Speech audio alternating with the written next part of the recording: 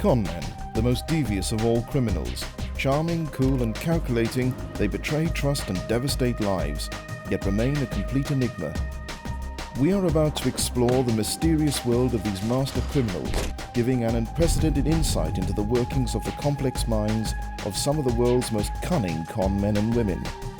We will reveal the detail and the intricacies of their elaborate crimes and uncover how they were dramatically brought to justice.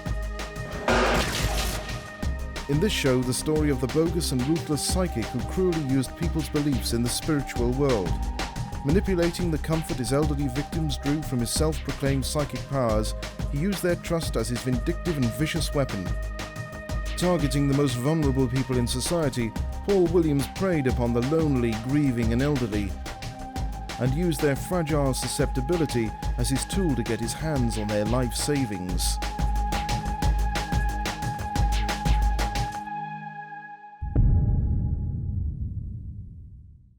Paul Williams would describe himself as probably one of the best psychics around. Paul Williams was the heartless conman whose insatiable charm and catalogue of lies from beyond the grave cruelly conned the mourning, old and defenceless. I would describe Paul Williams as your opportunistic con man. He uses his status as a psychic in order to suck people in. Manipulating people's belief in the psychic world, Paul Williams did the unthinkable and abused his elderly victims' trust with heartfelt messages from the spiritual realm that ultimately said one thing: give him their money. He spotted an opportunity to manipulate really what are the most vulnerable people in our society, people who are elderly and also recently bereaved. Paul Williams was a predatory psychic who used his powers to profit from their loneliness. And used psychology to actually make them hand over money, write a will to his benefit, basically do whatever he wants them to do. I think Paul Williams has got a PhD in con artistry.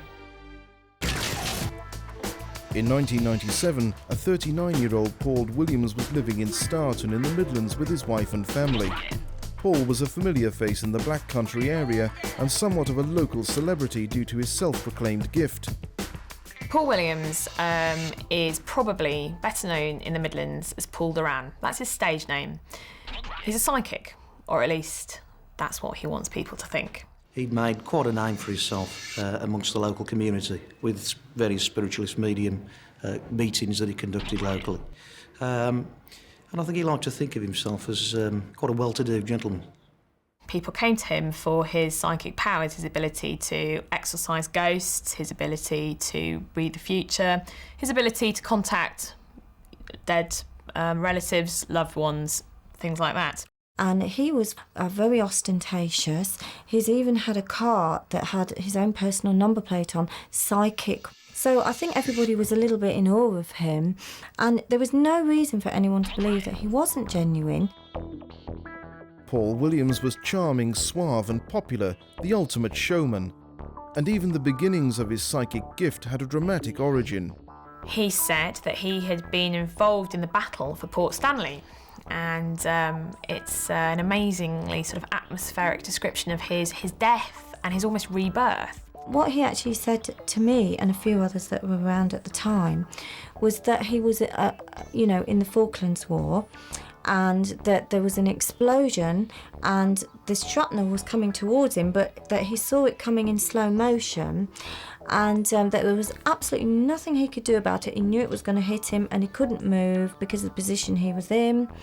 And then he died, apparently, and felt that he'd gone to the other side because he saw the white light and he was being drawn towards the light. And there was his grandmother at the end of the white light. And his grandmother, who he said had psychic abilities, said, "Paul, it's not your time yet.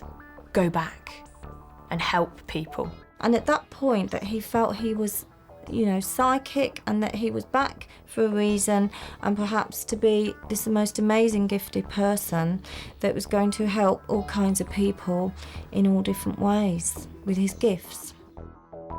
Paul Williams was interviewed in 1999 for an unaired TV pilot called The Hauntings and Mysteries of the Black Country.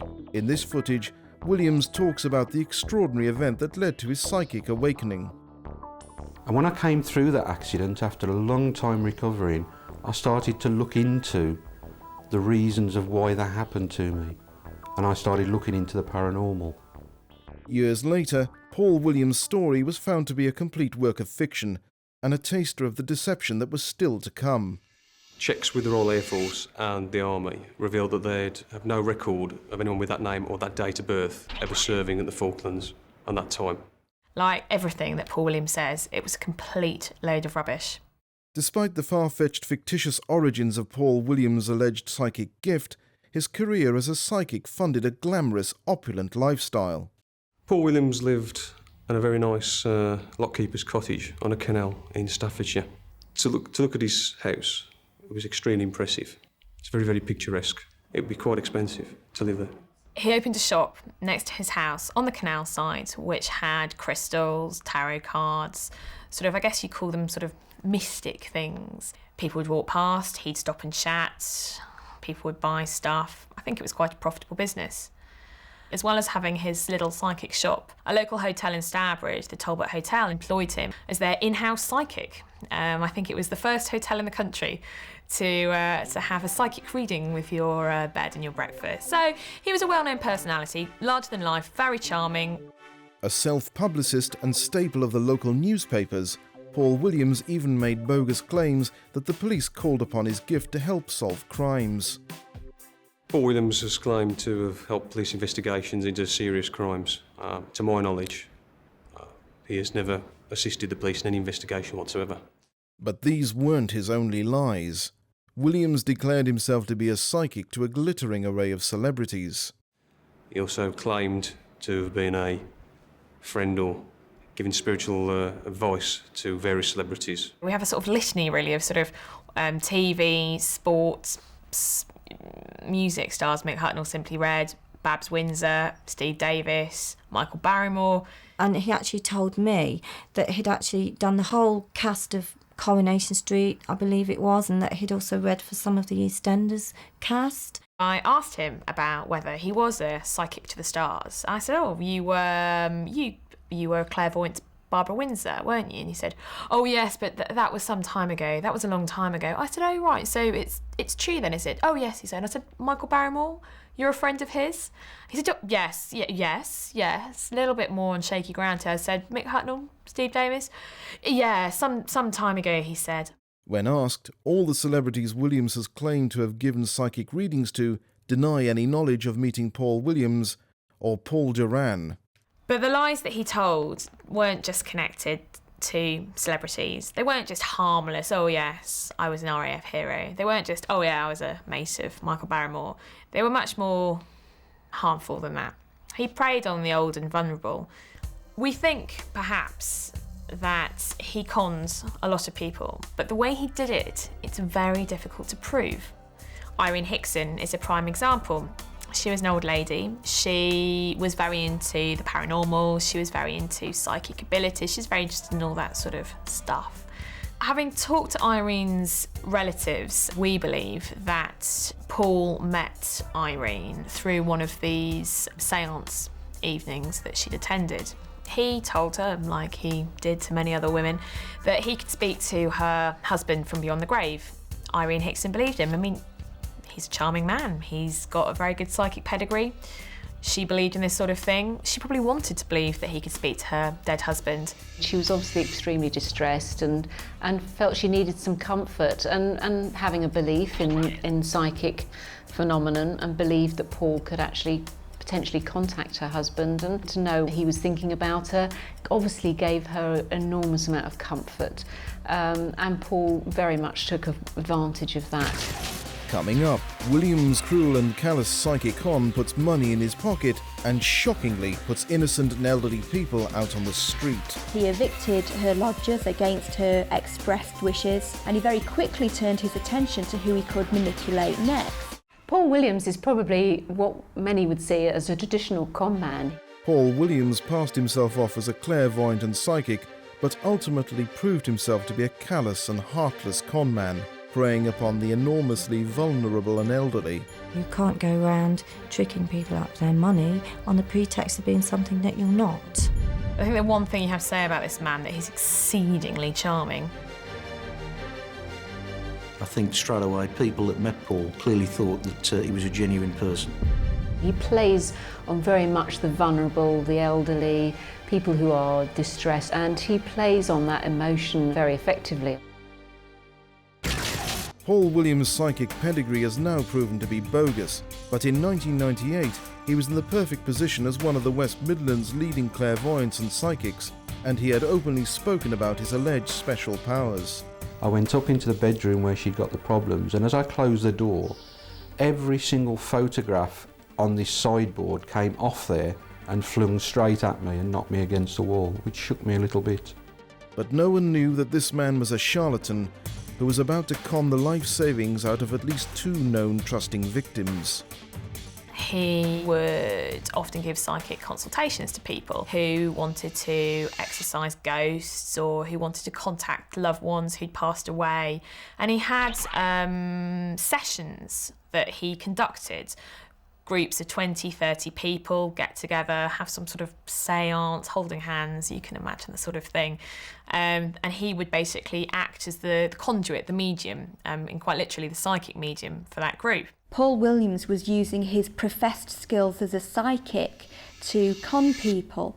And so therefore his victims in effect would come to him, or very convenient. This is an example of self-selecting marks, which is one of the reasons why the psychic sort of scam game is popular and profitable. Because as soon as people come to see you as a psychic, then you already know that they're fairly gullible. And they actually come to see you and say, I believe, so you're off to a good start there. And of course, there's no way to disprove what people say from you on the grave. So yeah, it gives them much more license to get away with stuff. When people came to Paul Williams, they'd obviously just lost a loved one. They were in an intensely vulnerable state. They were old, you know, and they needed support. They needed somebody to help them. They were reaching out for help. And he totally abused and betrayed their trust. One of the women who truly believed in Paul Williams' gift as a psychic medium was Irene Hickson. Irene first visited Williams for a psychic reading in 1998, hoping to contact Ernest, her husband who had recently passed away. Williams quickly befriended Irene, as this footage from an unaired TV pilot shows. With me today is Irene Hickson, and she's now my adopted mother and very, very precious to me. He quickly ingratiated himself into her life. I think he probably quite quickly found out that she hadn't got any children and that she was very wealthy. She owned a nice house in Tipton, and she also had a lot of jewellery. She also had a lot of Royal Dalton figurines. There were 3 lodgers lodging in her house from which she derived an income. And anyway, Paul befriended her. 4 months later, she made a will, leaving all of her property and estate to Paul Williams. And if Paul should die before she did, it was to go to his son, Stephen. There were a couple of other bequests, some charitable bequests, a couple of £1,000 here, £1,000 there to other relatives. But the bulk of the estate and the house was left to Paul Williams. Irene Hickson did have 2 living cousins, Doug and John Hyde, she was close to. But the will created at Paul Williams' solicitor on the 12th of February 1999 left Irene's house to her new friend of 4 months. Sadly, by the autumn of that same year, Irene Hickson's health had begun to deteriorate. She was admitted to hospital, and her concerned cousins rushed to see her. It's a strong indication of the power that Paul actually had over Irene in the end, that in fact when she was ill in hospital, and her 2 cousins, who she was very close with, she'd spent every Christmas with them, visited them regularly. When they tried to visit her in hospital, it was in fact Paul who was referred to by hospital staff as her son. And Doug said, "What do you mean? She doesn't have a son?" And the sister said, "She does. I've met him, Paul." He knew the existence of this Paul fellow. He knew that Irene was into the spiritual side of things. He just sort of thought he must be involved in this sort of group. And he said to Paul, "You know, what's this? You're passing yourself off as her son? What's going on?" And apparently Paul said, "Oh, I'm the son she never had. She likes to call me her son because I'm the son she never had." And Doug said, at the time, I thought, well, you know, it's fair enough. It's a fair enough explanation. He seemed like a nice guy. He seemed like he was helping Irene. I thought, you know, Fair enough. A couple of months later, Irene got very ill, and Doug wrote to her solicitor saying, do you think we should have perhaps power of attorney, offering to make Paul power of attorney with him and his brothers? The solicitor wrote back on Paul's instruction saying, no, she's of entirely sound mind. We don't need to make her power of attorney. In fact, she's getting better. A couple of months after that, sadly, Irene passed away. Irene Hickson died on the 22nd of December 2000, just over 2 years after meeting Paul Williams. With her death came Doug and John's realization that their cousin had left most of her estate to Paul Williams. But there was a further shocking discovery to be revealed. And most devastatingly, the executor of the will was Paul. He had complete control after she died. Now, Irene didn't have any children, but she did have cousins, and she did have nieces and nephews. Perhaps one would think that she might have made them, her family, the executor of her will, not someone she'd only met 4 months previously. Doug and John Hyde could not face seeing Williams dominating the proceedings at Irene's funeral and were so upset they didn't attend. But Williams was there and he was centre stage. At the funeral, Paul made a eulogy. Doug's wife went. She said that it was the most hideous thing she'd ever heard. He cried crocodile tears. He said that Irene was his closest friend. The second mother he'd had. She said it just rung so hollow. Now, no doubt Williams convinced himself that actually he wasn't doing anything wrong. If Irene wanted to leave her possessions to him upon her death of her own free will, well, so be it. Who's to deny her dying wish? Well, actually, he was to deny her dying wish later on. Paul Williams hadn't broken the law, but Irene Hickson's generosity gave the bogus psychic the means to go on and con one of her lodgers in the cruelest way, and the con man failed to respect Irene Hickson's final wishes. We get a glimpse of the true man, Paul Williams, after she dies, because in fact he does gain ownership of her house, but in her will, as he well knew, she stipulated that she wanted her lodgers to carry on living there. One of them had already died by this point, but there were two others, Gerald Rowley and Ted Bushikowicki, Polish chap. In Irene's will, it stipulated that these men should be able to live there for as long as they wanted after her death. 12 months to 18 months after Irene had died, the house was sold. Ted is thought to be homeless on the streets of Tipton, and Gerald Rowley was put into a nursing home, helped by Paul Williams. It's not exactly what Irene would have wanted. He totally abused the trust that she'd placed in him, and he very quickly turned his attention to who he could manipulate next, and that was Gerald Rowley, one of Irene's elderly lodgers. Paul Williams didn't rely on the fact he was a semi-famous psychic to work his magic. He relied on the fact his victim was vulnerable, elderly, and blind with cataracts. Clearly, Williams saw the opportunity there to take advantage of him and groomed him, built up a relationship with him of trust again. And eventually, Williams managed to steal his life savings from that poor man. Homeless after Irene Hickson's death, Paul Williams had found Gerald Rowley accommodation 10 miles away from his old home and helped to transfer his money to a more convenient bank. An act of kindness on the surface, it was actually a way for Paul Williams to devastatingly and heartlessly con an elderly disabled man out of thousands of pounds he was saving to fund his funeral. Well, I was nearly blind that time. I was nearly blind. I couldn't see anything. If I dropped a 50p piece on the floor, I'd very bad with cataracts, and I couldn't see anything. So I had my bank building society account in Tipton Building Society. So he said it'd be better for me to transfer from there to the Yorkshire here on High Street. So he went and I gave him the book. He went in and changed it from there up here to the Yorkshire, and it was like it wasn't a joint account. It was in my name. He puts his name on it with mine, and he drew the lot out up here and left me £100 out of 7,000 or whatever it was, about 7,000. Gerald Rowley, he was a tenant of Irene Hickson's. That's how Paul met him. He helped relocate him after she kicked him out of Irene's house into a sheltered accommodation in Stourbridge. He also persuaded him to swap banks, and in the course of that, made sure that he was put as a name on his bank account. He then stole Gerald's checkbook and bank details.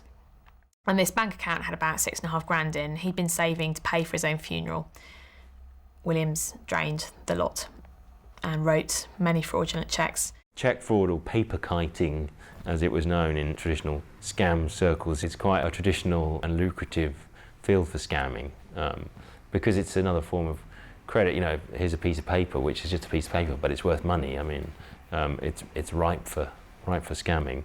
But yeah, it's another example of how con artists are not troubled by conscience. Here's this poor old guy, this blind elderly guy, and he's ripping him off.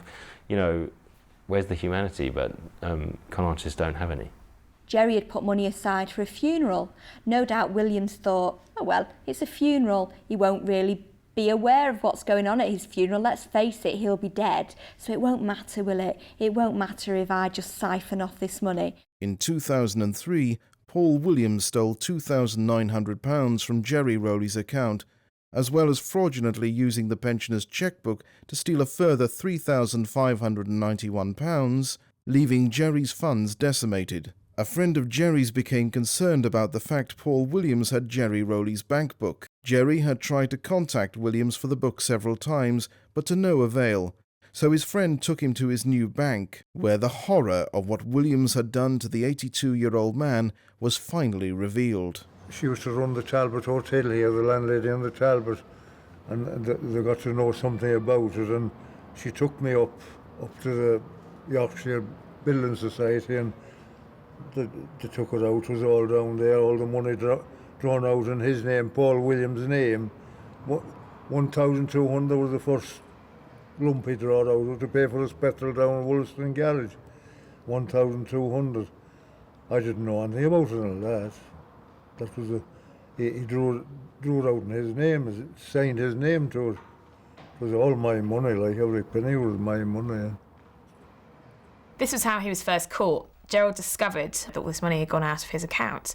He realised that it must have been Williams and went to the police. Oh, well, the lowest of the low, couldn't get any lower than what I think about him. Couldn't get any lower, and that's...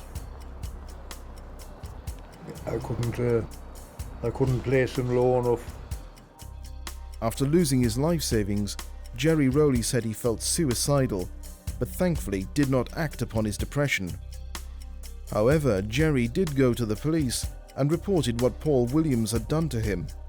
Unbeknownst to Williams, the police began to investigate the conman, who, having cleaned out Gerry, had moved on to his next victim, and this victim would endure his cruelest and most callous con yet.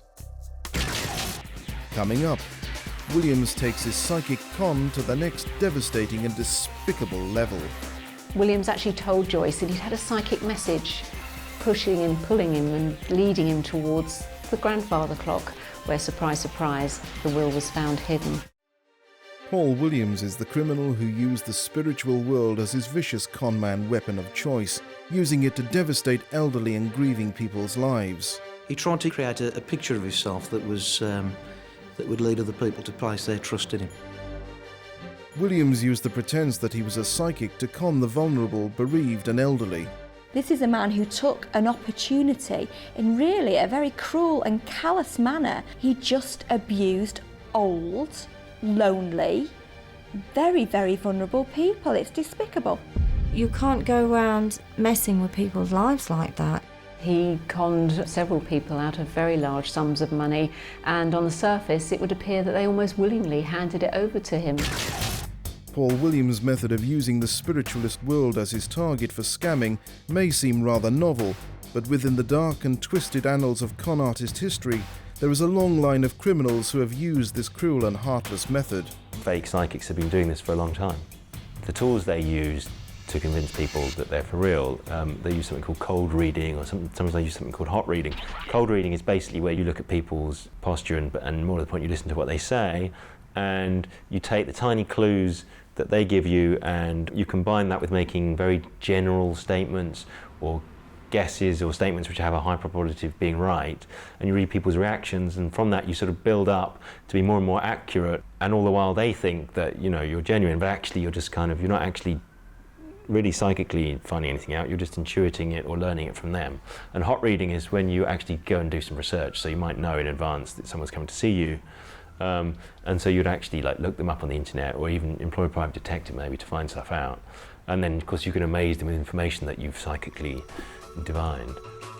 And from working briefly with Paul Williams, psychic Sabina Hayward witnessed his hot reading firsthand. I would describe him as quite a manipulative person, and he was almost like, in a way, sometimes trying to get reassurance from me to prove to the audience around how genuine he was. And for example, we went up to, I think we were at the shopping centre, and I believe underneath some people died in a coal mining accident, and he was saying, do you feel anything about how it is around here? Because he was like, he'd find out something about a place first and then claim that he had psychic knowledge through his psychic ability about it. So he would sort of read up on stuff first and then, you know, make out it was purely because he was psychic that he was picking these things up. As this clip from an unaired TV show reveals, Paul Williams worked hard to convince the world that his psychic abilities were for real, rather than a tool he used to con people out of their life savings. I travel all over the country looking at the paranormal and looking at these happenings, but the favourite place is exactly where I live, which is the Black Country. No one could have predicted the cruel scam he was to pull next, but in the meantime, he was worrying and upsetting some of his trusting clients. People that he'd read for were coming to me quite upset because his attitude towards them, in the sense that sometimes he would just go, I can't read for you, that's it, I'm not reading for you. So they would actually perhaps think the worst. So they'd come like a little bit scared. And of course, then if I looked at the cards and found everything was all right, and I'm starting to think, well, what kind of game is he playing? Looking back now, perhaps he was rejecting them because they didn't have the financial assets to help him, you know, accumulate his money. I'm sure he saw people of all walks of life, but he was probably able to specifically pick out those who would be more amenable, really, more pliable, more likely to use him for support and take him into their confidence. And these people happened to be very elderly. Also, he knew that these people were likely to die in the future as well, and so there was a good store of money there, and he could have that store of money if he got friendly with them. By 2004, Williams had already got friendly. He'd inherited a house from Irene Hickson and then stolen over £6,000 from her disabled lodger.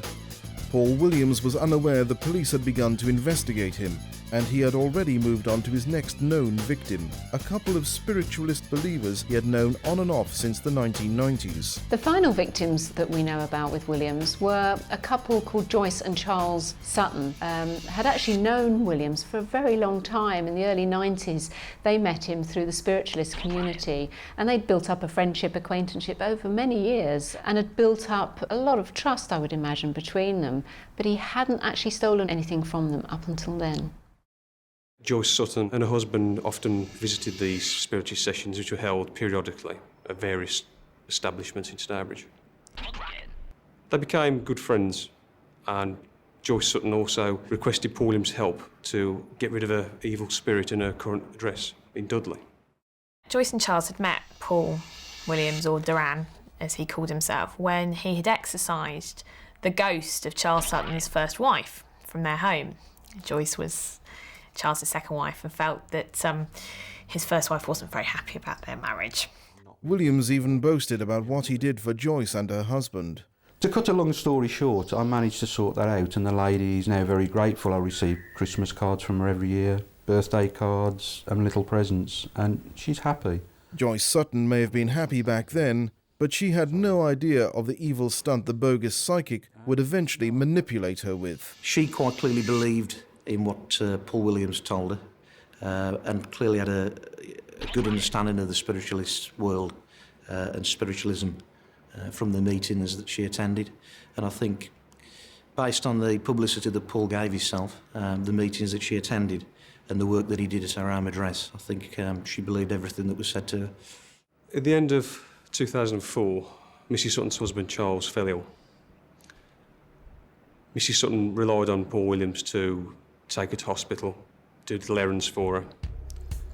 Unfortunately, at the end of 2004, Mr Sutton died. Obviously, quite catastrophic for Mrs Sutton.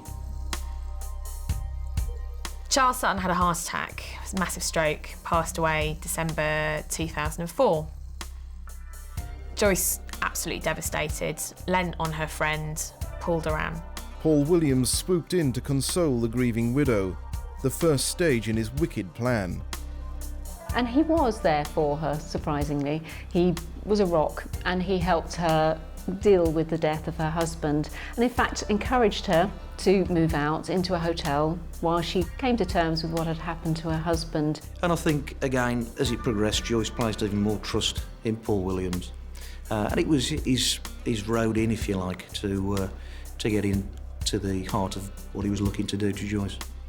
The similarities between the Hixon case and the Sutton's case is the relationship between Williams and his potential victims, and the fact that he uses his so-called psychic abilities to perhaps have a hold over them, a power over them, the fact that he has ability to talk to somebody that they love, and because of that they respect him and trust him, and he builds up relationships with them for some time before actually carrying out the fraud. So he's a very clever, very manipulative man.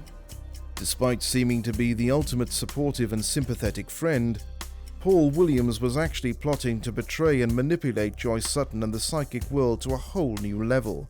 A betrayal in the most disturbing and sickening way imaginable. Short time after Mr Sutton's death, Joyce Sutton was told by Paul Williams that he had a message from beyond the grave, that Charles had contacted him. Obviously, Mrs Sutton, being quite vulnerable, believed this.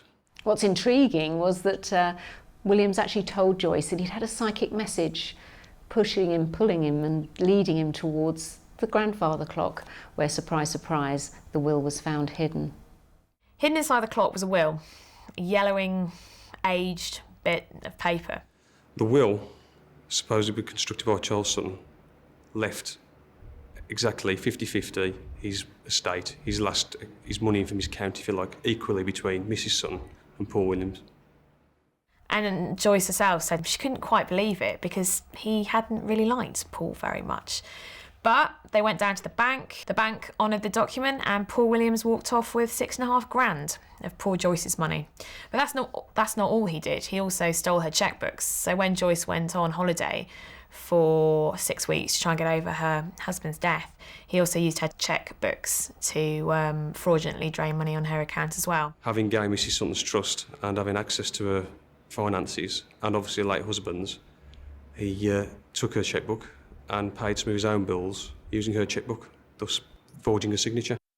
When she came back from holiday in February 2005, she phoned up the bank to find out her balance and discovered most of the money had gone. She then contacted police, and that's how they tracked him down. The cheque fraud was a step too far. Paul Williams' greed was his downfall. Joyce Sutton had accepted Williams' bogus claims concerning the will, but when she realised the con man had basely forged her signature and stolen from her account, his vile supernatural scam came crashing down. And whether a spiritualist or non-believer, there is no doubt that preying upon and targeting the recently bereaved is one of the lowest and cruelest crimes a person can commit. Paul Williams has used his trust as a friend of Mrs Sutton and then abused her trust in the hope that, in her grief, that she would not make any complaint. So he's gone in there knowing that she's in a very vulnerable position. She's been very, depressed or, upset over the loss of her partner.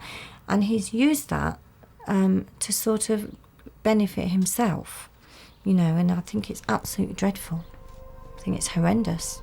Fraud in itself is quite a time-consuming process, from gaining the trust of the person initially to actually progressing down the line where the frauds take place.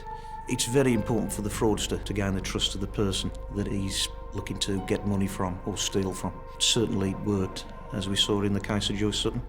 Well, I think that Williams went a step too far with this whole bogus message from beyond the grave, will behind the grandfather clock ploy. And to me, that seems to indicate that he was just getting greedy. Well, greedier, and he wasn't prepared to put in the effort that he'd had to put in with the other old people. Basically, he wasn't prepared to spend the time ingratiating himself with Mrs. Sutton and waiting for her to die. He wanted what he wanted, but he wanted it instantly. And I know it sounds kind of ridiculously cheeky that he thought he was going to get away with it, but if he felt that she was under his control enough, then he had no reason to suspect that he wouldn't get away with it. It is possible that he fell victim to his own confidence trick, in the sense that he was too confident in his power over his victim and too confident that he'd get away with it. But confidence artists are not generally the most sort of forward-thinking or careful, or conscientious individuals, so they're often very careless in that sense. The game was up, and Paul Williams should have known what was going to happen next. Mrs. Sutton contacted the police in early summer 2005 when she realised that funds had gone missing from her bank account without her knowledge. It was only then that she realised that her chequebook from her personal account was missing. Thankfully, Joyce wasn't taking this lying down. She smelled a rat. Went to the police, who in fact were already investigating Williams because of the money that had been stolen from Gerald Rowley. And they looked at this will and later found it to be a complete forgery. Coming up, Paul Williams' cruel psychic con comes crashing down like a house of tarot cards when the full extent of his con is exposed to the world. We're printing this story this Sunday. Your face is going to go on the front page. Everyone in the Midlands is going to know what a con man you are and how despicably you've behaved. What's your excuse? Paul Williams used his role as a psychic to con the elderly, susceptible and bereaved. Because he was known as quite a celebrity himself, people just trusted him and trusted what he said. This is just somebody who saw an opportunity to rip off vulnerable people, and he took it. I personally think he concocted this web of deceit in his own head, and he believed everything he was saying. So I guess he's the ultimate con man because he believes what he's saying. Paul Williams made thousands from his cons, but he is not the first criminal to target the psychic world to make cash. If you look at the history of psychic phenomena and spiritualism, it's one long line of debunkings, unmaskings, frauds, con artists, disappointments, you name it, and yet it's still going strong. I mean, it's pretty remarkable. He clearly was able to stand up and give the impression that he could, in fact, talk to people who had passed away. In a spiritual sense, you're not reading people's cards and reading their futures to gain. You're actually doing this to help people first and foremost.